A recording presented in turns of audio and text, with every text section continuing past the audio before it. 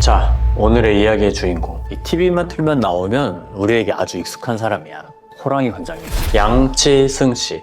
스타들의 트레이너로 유명하고 근데 또 예능감도 넘치셔. 이 사람의 가장 큰 트레이드마크는 바로 이 건강한 웃음이었어. 그런데 말이야, 어느 날 저 웃음이 한순간에 사라지는 끔찍한 일이 양치승 씨에게 생겨. 평생의 꿈이 담긴 이 체육관은 문을 닫았고, 양치승 씨 주장에 따르면 무려 합상금의 15억 원에 달하는 돈을 날린 채 이 길거리에 그냥 남겨지게 돼. 대체 그에게 무슨 일이 있었던 걸까? 오늘 이야기는 한 통의 전화에서 시작돼. 때는 2019년. 양치승 씨가 운영하던 체육관의 계약이 딱 끝나가는 시점이었어. 그때 마침 이 양치승 씨의 아는 동생한테 전화가 한 통 걸려와. 따르릉 따르릉.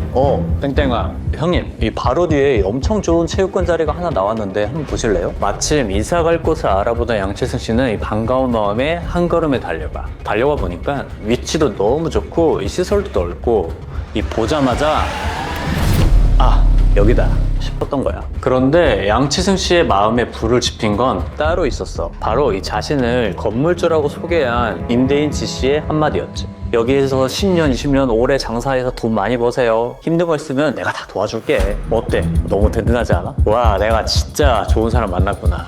양치승 씨는 뛸 듯이 기뻤대. 그래서 망설임 없이 바로 계약을 진행했어. 심지어 임대인 사무실이 같은 건물에 있으니까 부동산도 끼지 않고 직접 계약서에 도장을 찍었지. 그렇게 계약 후에 양치승 씨는 정말 자기의 모든 걸 쏟아부었어. 코로나로 힘든 시기에도 수천만 원을 더 들여서 리뉴얼을 하는 등 투자를 다 아끼지 않았지. 2023년 1월 계약은 2년 더 자동으로 연장됐어. 이제 걱정 없이 그냥 운동에만 전념하면 되는 거였어. 그런데 재계약 한 달 만에 임대인 지 씨가 갑자기 그를 찾아와요. 양 관장 한번 볼까? 구청에서 좀 만나자는데? 갑자기 구청에서 왜? 덜컥 겁이 났겠지? 근데 지 씨는 아주 태평하게 말하는 거야. 걱정 마, 더 잘되게 해주려고 부르는 걸 거야. 양치승 씨는 그 말을 또 믿었어. 그리고 며칠 뒤에 구청에 찾아가서 첫 마디를 듣는 순간 머리가 하얘졌대. 나가시는 거 아시죠? 체육관 빼셔야 합니다. 아니 이게 무슨 소리야? 계약은 2년이나 남았고 얼마 전에 수천만 원을 들여서 공사까지 했는데. 양치승 씨는 곧장 임대인한테 달려갔지만 그는 여전히 이렇게 얘기했대. 그거 다 해결된 거야. 걱정하지 마. 이 말만 반복했어. 하지만 몇 달 뒤 이 날라온 거 5,800만 원 변상금이었어. 그 이유는 건물 무단 점유. 도저히 이해할 수가 없었지.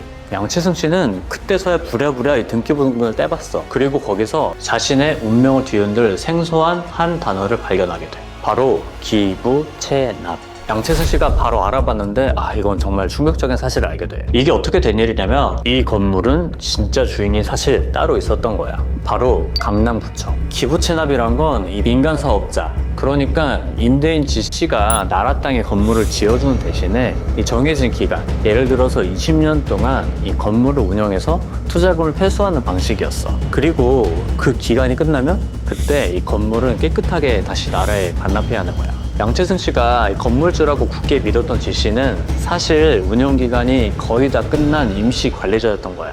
이 사실을 알게 된 양치승 씨는 하늘이 무너지는 것 같았대. 근데 더 기가 막힌 건 이런 피해자가 한두 명이 아니었다는 거야. 같은 건물 상인들 모두가 이 보증금을 떼인 채 쫓겨날 위기에 처했던 거지. 자, 그럼 이제 진짜 범인을 한번 찾아보자. 첫 번째, 임대인 지 씨. 그는 왜 이 중요한 사실을 알리지 않았을까? 어렵게 연락이 닿은 그의 대답은 이랬어. 나도 강남구청한테 당한 피해자다. 원래는 이 계약을 연장해주기로 했는데 갑자기 계약 연장을 안 해줬다. 보증금은 왜 안 돌려주냐는 질문에는 돈이 없어서 못 줬다 라고 그냥 대답했대. 자, 그럼 이제 두 번째, 진짜 건물주인 강남구청은 어떨까? 구청은 이 사실을 몰랐을까? 아니, 당연히 알고 있었어. 그럼 이 위험한 계약이 체결될 때 이 건물은 곧 운영기간이 끝나니까 조심하라고 미리 알려줄 법한데 그럴 순 없었을까? 구청의 입장은 단호했어.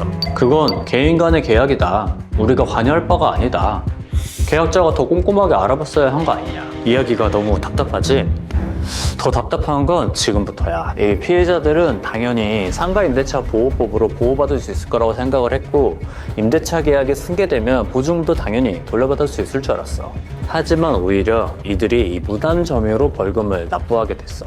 왜냐면 이 기부 체납했던 땅에서 임차를 한다면은 이 민간투자법이 먼저 적용되기 때문이야. 이 법에 따르면 운영기간이 끝나면 모든 임대차 계약은 승계가 아니라 그냥 소멸해버리는 거야. 임차인들은 이 사실을 전혀 알지 고지도 못 받고 이 기부 체납 종료일을 확인할 수 있는 수단이 사실 하나도 없었기 때문에 그냥 길거리로 내몰리게 된 거지.